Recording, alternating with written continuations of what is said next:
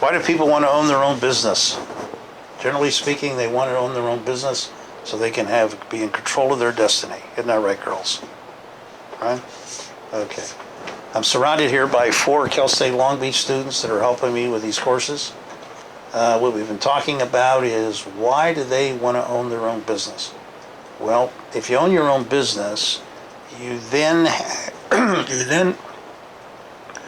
excuse me, have the ability to have some control over your destiny, whether it's financial or socially or geographically.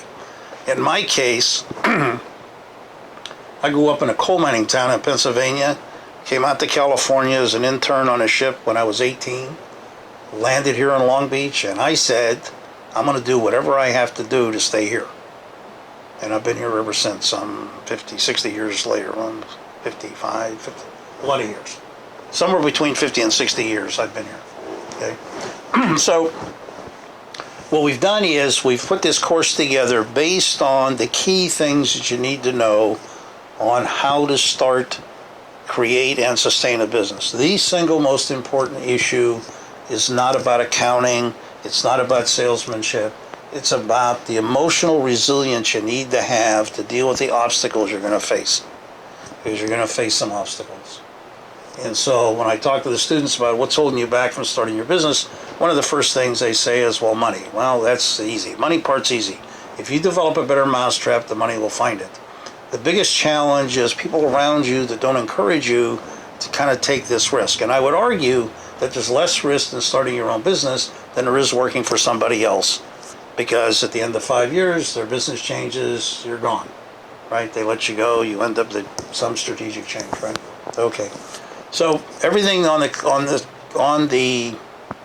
course is organized on Canvas, because that's the online platform that Long Beach City College uses. That has the assignments, and it keeps track of your grade, all of that type of stuff. The syllabus is there, you can read that.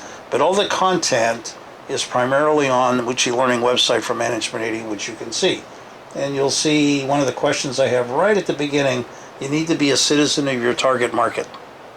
So if you don't want to be a global citizen, if you want to be just a citizen of the town I grew up in, it's going to be a little difficult to be selling to people in other markets. And so the first thing you have to decide is, hey, do I want to be a global citizen, or do I want to not be a global citizen? The world that I live in, everything's global. Doesn't matter whether you think it should or should not be, it is. And so you develop your products around satisfying the needs of folks that you're trying to provide some value to. The other thing that's critical in business, particularly in today's current environment, is there's this perception about me first and a high degree of narcissism. I would argue that the best way to develop a business is what we call service over self-interest. Provide some service to somebody else, and that'll take care of your business for you. You'll make money as a result of that. Versus starting out by saying, I want to make money and I don't care the consequence it affects on that particular customer or on that person, right?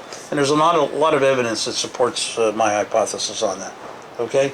And so one of the things you'll see, we have a business plan that is really a master's level project that takes you through the strategic planning, kind of asks you to decide where do you want your business to be, what are your strengths and weaknesses, what are your competitors' strengths and weaknesses, and that's all part of the class. And if you just finish that form, you'll have met pretty much all the requirements, and it'll give you a plan then to move your business forward.